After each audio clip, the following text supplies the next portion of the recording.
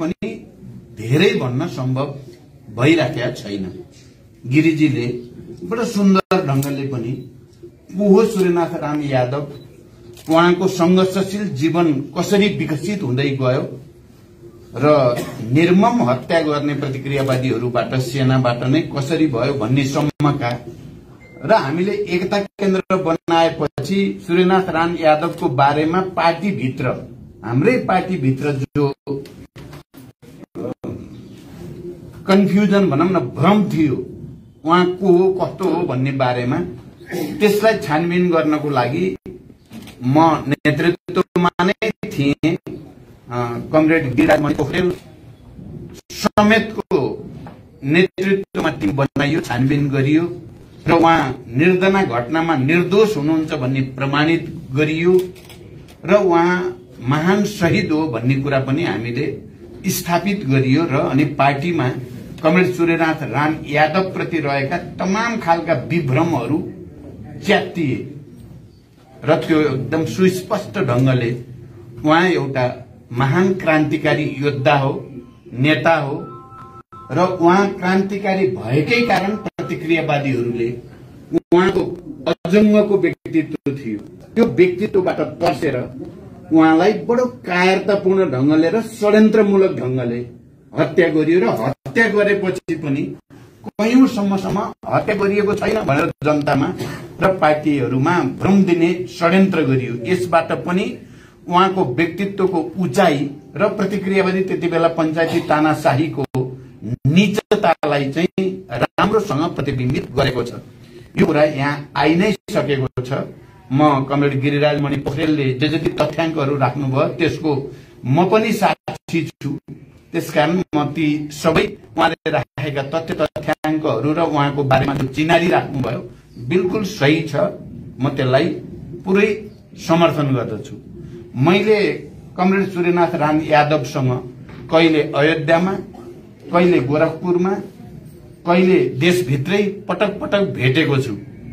उहाँसँग कहिले म गोरखपुरको कार्यालयको स्टाफ जस्तो थिएँ म केही समयको लागि, त्यस्तो बेलामा मैले गोरखपुरमा पनि भेटेको छु भूमिगत रूपमा। कहिले प्लेनमहरूमा, कहिले अधिवेशनहरूमा पटक पटक मैले भेट्ने अवसर पाएको थिएँ र उहाँको जीवनी चाहिँ जसरी सामन्तहरूका विरुद्ध किसानहरूका पक्षमा एउटा नायक, साँच्चै जनताको हृदयमा बसेको नायकको छवि थियो कमरेड सूर्यनाथ राम यादवको। एकातिर प्रतिक्रियावादी, प्रतिक्रान्तिकारी, पञ्चायती तानाशाहहरू र सामन्तको चाहिँ नेतृत्व गर्ने मान्छेहरू थिए त्यहाँ भने, अर्कोतिर कमरेड सूर्यनाथ राम यादव आम जनताको र खास गरी किसानहरूको नेताको रूपमा उहाँले ठूल्ठूलो संघर्ष, त्यो त उहाँले बताउनुहुन्थ्यो चाहिँ हात्तीमा चढेर लड्न जाने सम्मका विचित्रका संघर्षहरू त्यति बेला हुने गरेका थिए र उहाँ विजेता हुनुहुन्थ्यो। फेरि उहाँ जनताको हृदयमा हुनुहुन्थ्यो र आफूलाई निकै शक्तिशाली भन्ने पञ्चायती नाइके भन्नेहरूलाई उहाँले परास्त गर्नुहुन्थ्यो। ती कथाहरू पनि उहाँले सुनाउनुहुन्थ्यो हामीलाई र त्यो निकै ठूलो प्रेरणाको विषय हामी जस्ता त्यति बेलाका युवाहरूको लागि चाहिँ क्रान्तिमा अगाडि बढ्नको लागि कमरेड सूर्यनाथ राम यादवले गरेको संघर्ष, पटक पटक गरेको किसान संघर्ष हामी सबैको लागि निकै ठूलो ऊर्जा प्रदान गर्ने विषय थियो। उहाँ दुब्लो हुनुहुन्थ्यो, अघि नै आइसक्यो, थोरै बोल्नुहुन्थ्यो, त्यो धेरै गफ गरेर बस्ने होइन। उहाँ एक्सनको मान्छे हुनुहुन्थ्यो। उहाँ एक्सनमा विश्वास गर्नुहुन्थ्यो, कारबाहीमा, काममा, संघर्षमा विश्वास गर्नुहुन्थ्यो। धेरै गफ गरेर म यस्तो उस्तो भन्ने खाले मान्छे हुनुहुन्थ्यो। तर कम भेला सम्मेलनमा त प्राय बोल्न नपाए हुन्थ्यो भन्ने खाले हुनुहुन्थ्यो। बोल्न अगाडि सर्ने भन्दा ठिकै छ नि अरूले भनेपछि भन्ने खाले हुनुहुन्थ्यो र उहाँ चिया असाध्यै धेरै खानुहुन्थ्यो। उहाँको एउटा चाहिँ त्यति बेलाको परिचय पार्टीभित्र असाध्यै धेरै चिया खाने कमरेडको रूपमा पनि चिनिन्थ्यो र मुख्यतः उहाँको व्यक्तित्व चाहिँ साँच्चै शालीन थियो, सरल थियो, कुनै दम्भ, कुनै कृत्रिमता उहाँको व्यवहारमा, जीवनमा कहीँ पनि झल्किँदैन थियो। यस अर्थमा कमरेड सूर्यनाथ राम यादव हामी सबैको लागि एउटा आदर्श, उहाँको संघर्ष र बलिदान बाहेक उहाँको अरू कुनै स्वार्थ थिएन। उहाँ दुःख पाएका जो कसैलाई पनि सहयोग गर्न उद्यत रहने, तत्पर रहने व्यक्तित्व पनि हुनुहुन्थ्यो। यहाँ अघि ठिकै ढंगले आएको छ। साँच्चै comrade Suryanath Ram Yadav, comrade Jaigovind Shah, comrade Ramvriksh Yadav जस्ता विशिष्ट क्षमता, योग्यता र त्याग बलिदानका प्रतीक बनेका नेताहरूकै कारणले तराई मधेसमा अहिले हाम्रो पार्टी र जनता एउटा चाहिँ प्रगतिशील र क्रान्तिकारी विचारद्वारा उत्प्रेरित। लामो व्याख्या गर्ने समय छैन। त्यो चाहे एउटा ऐतिहासिक सन्दर्भमा कुरा गर्दा पुरानो पीढ़ीका नेताहरूले गरेको भर्खर पार्टी स्थापना भएपछि 12 वर्ष रौतहटमा भएका संघर्षहरू हुन् या पछि सामन्तहरूका विरुद्ध किसान संघर्ष धनुषा, सिराहा, सर्लाही, महोत्तरीतिर भएका ठूल्ठूला किसान संघर्षहरू हुन्। तिनबाट पैदा भएका नेताहरूको एउटा टिम भएकै कारणले यस्तो स्थापित व्यक्तित्व खाली मधेसको लागि मात्र होइन, राष्ट्रिय रूपमा पनि एउटा छवि बनेका र देशभरिका तराई, पहाड़, हिमाल सबैतिरका क्रान्तिकारीहरूलाई पनि प्रेरणा दिन सक्ने व्यक्तित्वहरू चाहिँ जसरी निर्माण भयो। अहिले हाम्रो जनआधार त्यहाँ अहिले पनि प्रतिक्रियावादीले हुन त धेरै षड्यन्त्र गरेको छ हामीलाई कमजोर पार्न, तर फेरि पनि जनतामा हाम्रो जबरजस्त प्रभाव छ। थोरै मेहनत गर्यौं भने यो पटक आउने चुनावमा चाहिँ हामी फेरि 1 नम्बर हुने सम्भावना त्यहाँ छ। किनभने म अहिले के पनि सम्झिन्छु भने पार्टी भित्र बहस चलिरहेको थियो। मैले कमरेड जयगोविन्द शाहलाई र कमरेड सूर्यनाथ राम यादवको बारेमा पनि बुझ्न भनेर चाहन्छु भएको सम्झिन्छु। म त्यति बेला कमरेड जयगोविन्द शाह पार्टी बचाउनको निकै लाग्नु भयो मलाई सम्झना छ। मैले रामकुमार यादव जो अहिले हाम्रो पार्टीको केन्द्रीय समितिको सदस्य हुनुहुन्छ उहाँको सहयोग लिएर लाहानमा चाहिँ बेनमा बसेको ठाउँमा कमरेड जयगोविन्द शाहलाई भेटेर लामो कुरा गरेको छु। मैले म चाहिँ युवक संघको चाहिँ प्रमुख थिएँ त्यति बेला, भर्खरको युवा जल्दो बल्दो थिएँ त्यति बेला त, अहिले पनि छु छन त। लामो कुराकानी भयो र उहाँले अन्तिम समयसम्म पनि पार्टी एकता बचाउनको निम्ति मेहनत गरेको म सम्झिन्छु। यस्तै व्यक्तित्वहरूकै कारणले हामी गौरवान्वित छौं र अहिले हामी पार्टी पुनर्निर्माणको एउटा महाअभियानमा जाने भनेर हामीले संकल्प गरेका छौं। हामी समाजवादी क्रान्ति अगाडि बढाउनको निम्ति विकास र समृद्धिको यात्रा हुँदै सामाजिक न्याय सहितको एउटा नयाँ समाज निर्माणको निम्ति हाम्रो पार्टीले आफूलाई रूपान्तरण गर्नै पर्दा हाम्रो पार्टी बिस्तारै बिस्तारै यसको एमालेकरण हुन थाल्यो। एमाले जस्तो जस्तो झुट मुट, बेइमानी, जाल, जेल, ठग, थाल, भ्रष्टाचार, पद जसरी नै प्राप्त गर्ने गुटै गुट एमाले भने त्यही हो। केपी ओली छन् नि, झुट बोल्न त्यतिको सिपालु मान्छे सायद नेपालमा अरू झुट बोल्न सिपालु। धोका चाहिँ आफूले दिने धोकै धोकाको छ तिनको जीवन, तर बडो सजिलैसँग अर्कोलाई धोकेबाज भन्छन्। हो त्यस्तो खालको र पद प्रतिष्ठाको निम्ति विचार, सिद्धान्त, निष्ठा भन्नेलाई पोलेर खान चाहिँ एकछिन पनि गाह्रो नमान्ने मान्छेको जमात रहेछ त्यहाँ। हामीले त केही त छन् त मान्छे त भन्ठान्यौं, धेरै मेहनत पनि गर्यौं। हुन त मेहनतको फल लाग्या पनि छ। अहिले झलनाथ माधव जस्ता पुरानो पिढीका साथीहरू ठिकै ट्र्याकमा अगाडि बढ्न जमर्को गरी पनि राख्नु भएको छ। हामीले ठूलो सहयोग गरेका पनि छौं त्यहाँ पनि। तर फेरि जसले आफूलाई अलि वैचारिक भन्थे ती मान्छेहरू सबै नै आत्मसमर्पण गरे। केपीको निरङ्कुशता पनि थाहा छ तिनीहरूलाई। नेपालको एउटा भ्रष्ट नेता हो, जाली झेली नेता हो केपी ओली भन्ने पनि थाहा छ उहाँहरूलाई। मलाई र हामीहरूलाई त उहाँहरूले सिकायो यो यति भ्रष्ट, यति बेइमान, यति छली, यति जाली मान्छे छ भनेर हामीलाई सिकाएको चाहिँ घनश्याम, योगेश, गोकर्ण लगायतको 10 जनाको टिम छन्, उहाँहरूले हो हामीलाई सिकाएको। हामीलाई दर्शन टेक्नुहोस्, हामी छौं साथमा भन्ने पनि उहाँहरू नै हो। तर लास्टमा त सबैले आत्मसमर्पण गर्नुभयो, अनौठो लागेको छ हामीलाई।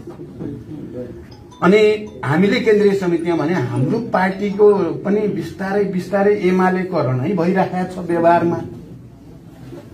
उहाँहरूको अहिले एमालेको अरू केही छैन क्या, चाहिँ सूर्य सिद्धि विचार भने नि त्यही हो, सिद्धान्त भने नि त्यही हो, लोगो त्यही लोगो पक्रेर बस्ने। अनि मदन भण्डारी बिचरा त्यो मदन भण्डारीलाई उनी कुन अलिकति क्रान्तिकारी अलि देशभक्त भएको हुनाले उनको हत्या भएको भन्ने पनि सबैलाई थाहा छ।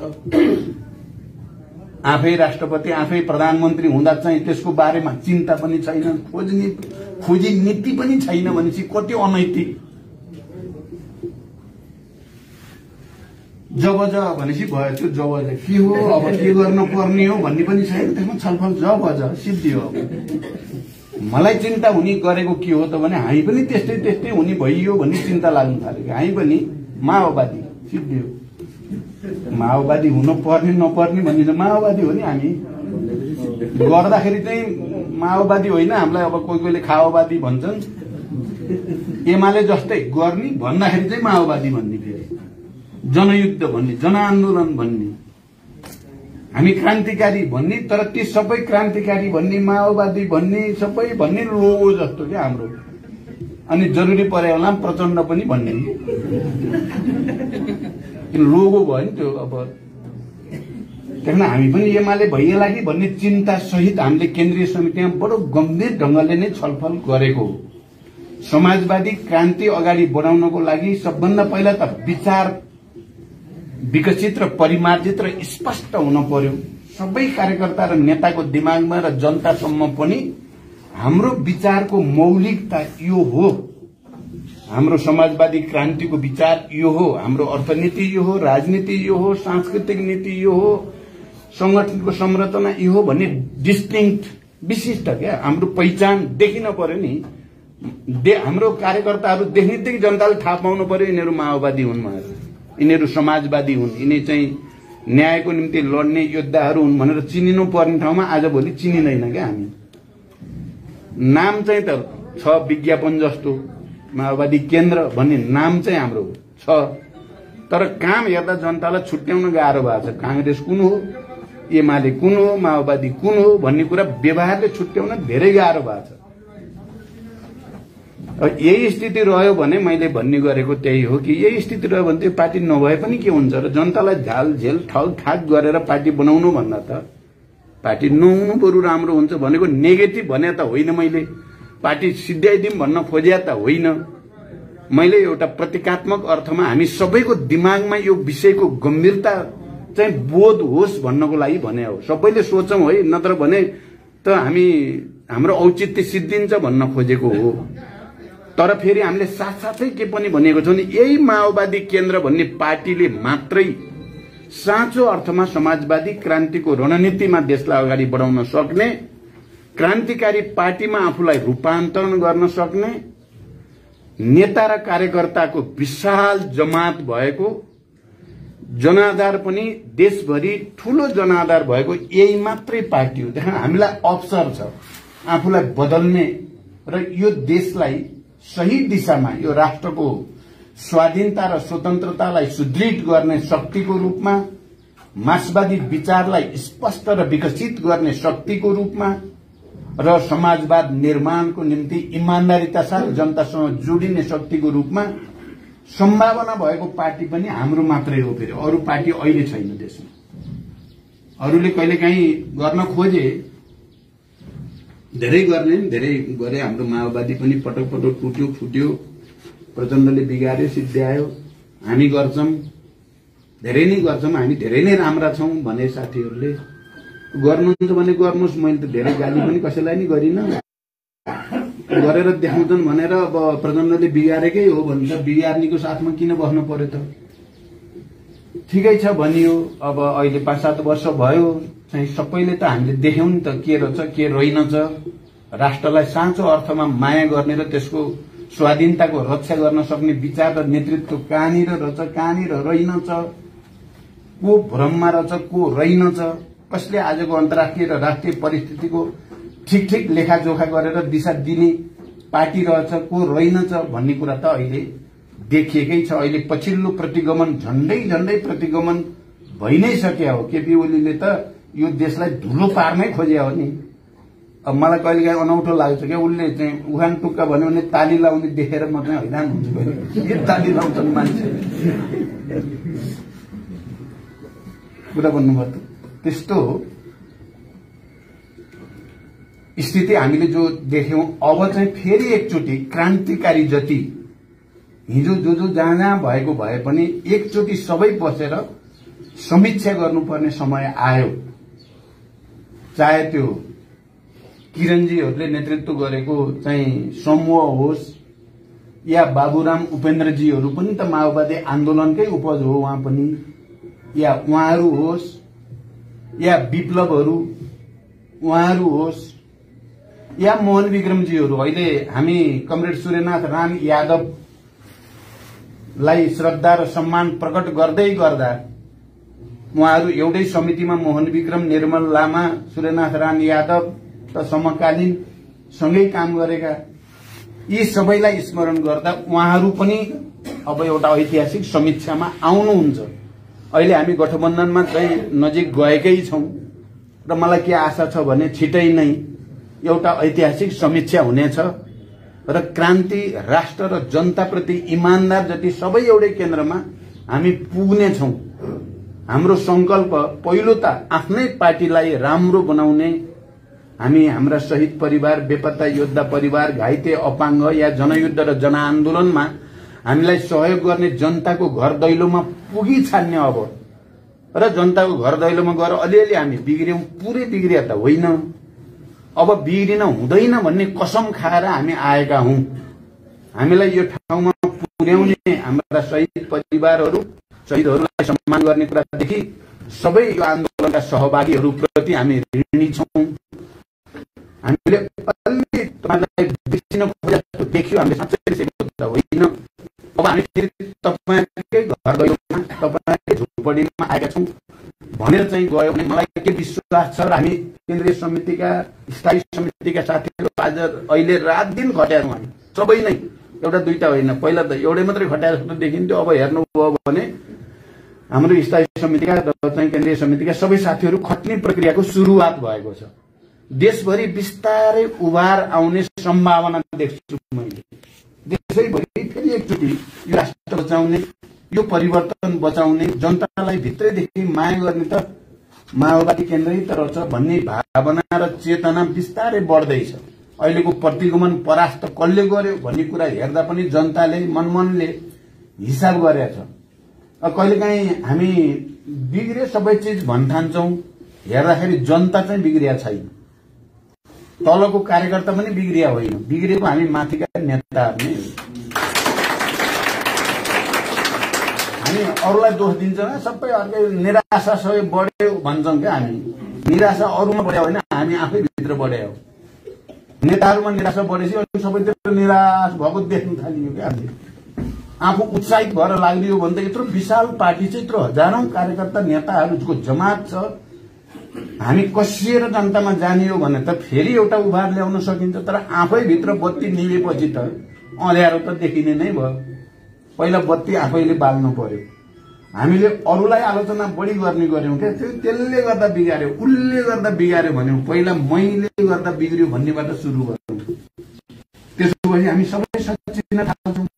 म सच्चिएँ भने त सबै सच्चिन्छ भन्ने आयो भनेदेखि त्यहाँबाट एउटा प्रक्रिया सुरु हुन्छ। अहिले हामीले केन्द्रीय समितिले भन्न खोजेको कुरा त्यही नै हो र हामी आफ्नो पार्टीलाई राम्रो बनाउने, जनतासँगको आफ्नो सम्बन्धलाई सुदृढ गर्ने, हिजो दुःखमा क्रान्तिमा साथ दिने सबैसँगको सम्बन्धलाई सजीव तुल्याउने र साथसाथै मित्रहरू पनि यो संविधानको पक्षमा हुने, राष्ट्रियताको पक्षमा हुने, गणतन्त्रको पक्षमा हुने, समावेशी समानुपातिकताको पक्षमा हुने सबैसँग मोर्चा पनि गर्ने।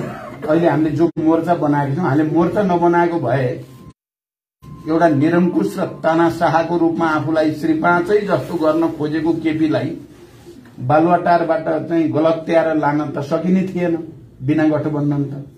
हुन त केपी त्यस्तो मान्छे हुन्, मलामी जाँदा नि बाजा बजाउँदै नाच्दै हिँडिदिन्छन्, मान्छे दङ्गै मान्छे फेरि दङ्गै पर्छन्। किनभने बालुवाटारबाट बालकोट जाने भनेको त हारेको कुरा भन्नुभयो त, सन्नाटा भएर बरु के भन्छ त्यसलाई, निराश भएर के गर्ने यस्तै हो, फेरि कसरी आउने होला भनेर सोध्दै जान पर्ने था। पञ्चे बाजा बजाएर मानव ठुलो जित हासिल गरे। उनी कति करोड खर्च गरेर मान्छे बोलाइएको भन्ने थाहा पाएँ मैले। त्यस्तो त्यस्तो गर्न चाहिँ नाटक गर्न सिपालु छन् तिनी। अब हामी चाहिँ त्यस्तो नहौं भन्ने हो कि हामी त्यस्तो हुन नपरोस्। हामी साँचो अर्थमा राष्ट्रप्रति, जनताप्रति, सिद्धान्तप्रति निष्ठावान हुन पाइयोस् र त्यसो हुँदै हुँदै मर्न पाइयोस्। हामीले अहिले केन्द्रीय समितिमा गरेको संकल्प त्यही हो। यो कोठामा गएको 2 महिनामा हामीले धेरै ठुल्ठुला महान शहीदहरू र अग्रजहरूलाई श्रद्धा प्रकट गर्यौं, सम्मान प्रकट गर्यौं। आज हामी फेरि त्यही प्रक्रियामा कमरेड सूर्यनाथ राङ यादवलाई सम्झिँदै उहाँको संघर्षशील र क्रान्तिकारी जीवनबाट प्रेरणा लिने कोसिस गरेका छौं। हामी कमरेड नरबहादुर कर्मचारीबाट सुरु हुँदै comrade Ramvriksh Yadav, comrade Suresh Wagle, comrade Postbahadur Bogati हुँदै आज हामी यहाँ आइपुगेका छौं। र ती सबै महान शहीदहरू र अग्रजहरू साँच्चै नै तपाईँ हाम्रो लागि गर्वको विषय हो। हामी सबैको निम्ति एउटा ठूलो पुँजी सम्पत्ति हो यो पार्टी र यो आन्दोलनको। त्यसको रक्षा गरौं, उनीहरूको त्यागपूर्ण र संघर्षपूर्ण जीवनबाट प्रेरणा लिने कोसिस गरौं। मलाई लाग्छ हामीले आफैलाई राम्रो बनायौं भने मैले के देख्छु, अहिले मैले सबैतिर भनेको छु। अस्ति प्रदेश नम्बर 2 जनकपुरमा गएको तपाईहरुले थाहा पाइसक्नुभयो। साथीहरुसँग भेट भयो, नेताहरुसँग भेट भयो, कुराकानीहरु भए। सबैतिरको चाहिँ हेर्दा हामीले सबैले एकचोटि आत्मसमीक्षा गरेर जनतासँग जोडिन जाने, जनतासँग गर्ने आत्मलोचक भएर प्रस्तुत हुने हामी सजिलै 64 मा जस्तो 1 नम्बर पार्टी हुन सम्भव छ र कसैले रोक्न सक्दैन भन्ने देखिन्छ। तर हामीले अल्छी गर्यौं, जाँगर निकालेनौं, अब यस्तै हो भन्दै गर्छन् ठानियो भने चाहिँ फेरि हाम्रो स्थिति अप्नाउन सक्छ। त्यसकारण मैले चाहिँ प्राय प्रशिक्षणहरुमा भन्ने गरेको के भने एउटा वडामा 100 देखि 200 जना हाम्रा समर्थक समिति पार्टीको नेतृत्वमा बनाइयो। जनता पनि, किसान, मजदुर, विद्यार्थी, युवा, महिला सबै चाहिँ जोडेर 200 एउटा वडामा, अहिले त वडा भनेको गाविस हो हिजोको, एउटामा 100 देखि 200 बनाउन असम्भव छैन, पुरै सम्भव छ। 200 बनाइयो भने झन्डै 15 लाख मान्छे चाहिँ हाम्रो संगठित हुन्छन्। सबै वडामा त्यति गरियो भने 15 लाखले 3-3 जना भोटर चाहिँ जम्मा गर्ने जिम्मा दिइयो र 3-3 जना भोटर जम्मा गरियो भने कति हुन्छ? 45 लाख हुन्छ। भनेको त्यो त अब बहुमतै हुन बेर मान्दैन। ल त्यति पनि भएन, 2-2 जना बनाइयो भने चाहिँ 30 लाख हुन्छ। 30 लाख भएपछि 1 नम्बर पार्टी हुन गाह्रो छ त भने कहीं कतै गाह्रो छँदै छैन।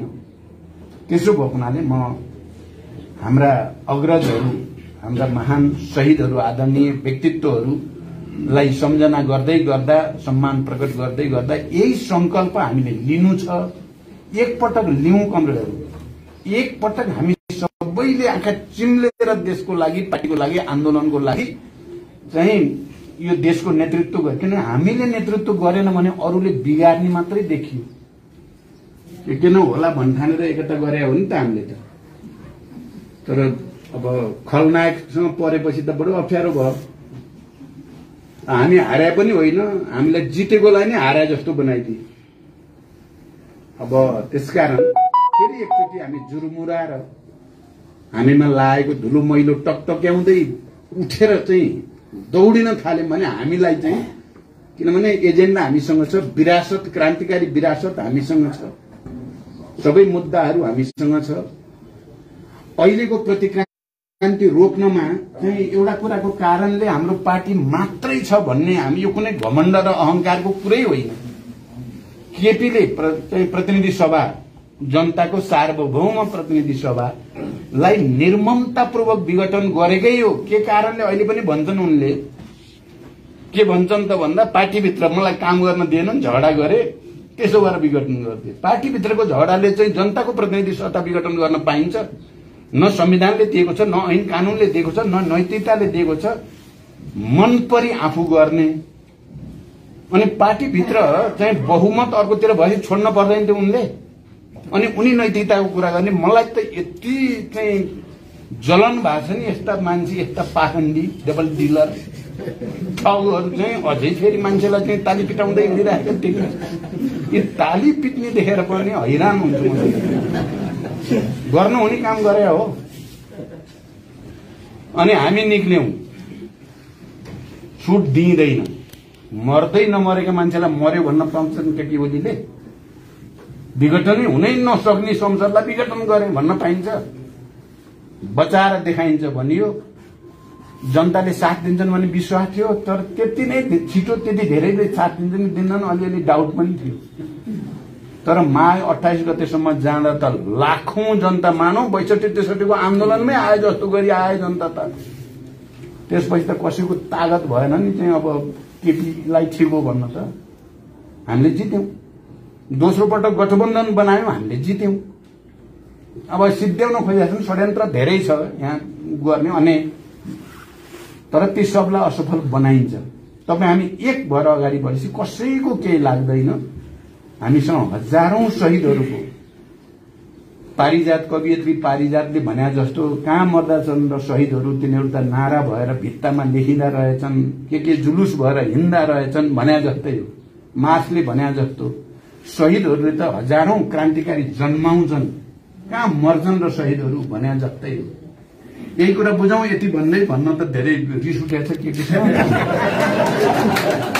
मसला छ तर